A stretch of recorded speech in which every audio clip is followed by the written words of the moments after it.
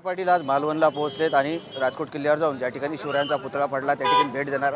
दादा, राजकोटला जात आहे, भेट देत आहेत, काय भावना आहे? शेवटी दुर्दैवी घटना घडली। आमच्या भावना खूप दुखावल्या, राज्यातल्या देशातल्या सगळ्या बांधवांच्या। आणि हे मात्र राजकारण करायला लागले दोन्ही हे राजकारणी लोक। आणि हे आता जनतेला सहन नाही होत। तुम्ही छत्रपती शिवरायावर राजकारणासाठी वापर नका करू। घडलंय काय, तो माणूस कोण आहे, काय त्याला मध्ये टाकायचं बघितलं पाहिजे सगळ्यांना। तुम्ही ते न बघता तुम्ही एकमेकावरती चिखलफेक करायला लागला छत्रपतींच्या माध्यमातून, त्यांचा वापर करून। हे सहन नाही होणार। तुम्ही ते बंद करा। आणि तो कोण आहे ना, तो हरामखोर कोण पळून गेला त्याला कायमचं जेलमध्ये सडवा।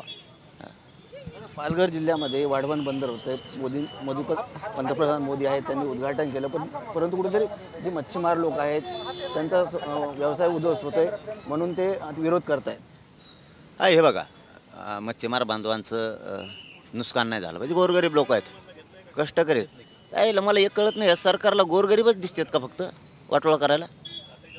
मच्छीमारांचा वाटोळा करते, कोळी बांधवांचा वाटोळा करते, तुम्हाला नुसते तेच दिसलेत का? गोरगरीब शेतकऱ्यांचा वाटोळा करायला लागलेत, गोरगरीब जनतेचं राज्यातल्या वाटोळा कर, तुम्हाला दुसरं काय दिसतच नाही का?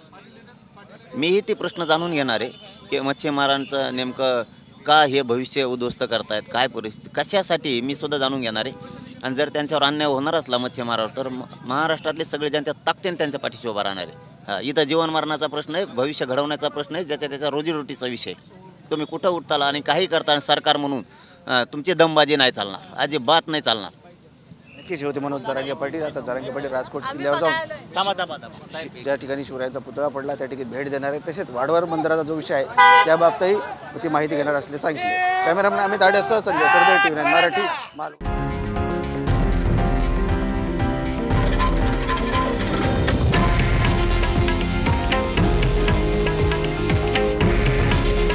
हे आहे देशातील नंबर 1 न्यूज नेटवर्क आणि आपण पाहत आहात TV9 मराठी।